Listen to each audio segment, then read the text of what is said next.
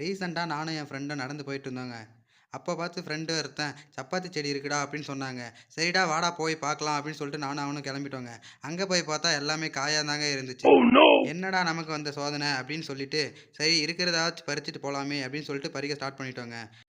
பறிச்சுட்டு பார்த்தா ஒரு 3, 4 தாங்க பழுத்து இருந்துச்சு. சரி இந்த பழமாச்சும் கிடைச்சதே அப்படின்னு சொல்லிட்டு நானும் என் ஃப்ரெண்டும் கிளம்பி போயிட்டோங்க. கிளம்பி போயிட்டு அங்க உட்காந்து சாப்பிடலாமே அப்படின்னு சொல்லிட்டு பழத்துல இருக்கிற முள்ளெல்லாம் கிளீன் பண்ணிட்டு, பொறுமையா எப்படியோ ஒரு வழியா பழத்துக்கு ஆப்ரேஷன் பண்ணி சாப்பிடலாமே அப்படின்னு சொல்லிட்டு பார்த்தா, பழம் பார்க்கவே பயங்கர கலர்ஃபுல்லா இருக்குங்க. நீங்களே பாருங்க எவ்வளோ அழகா இருக்கு.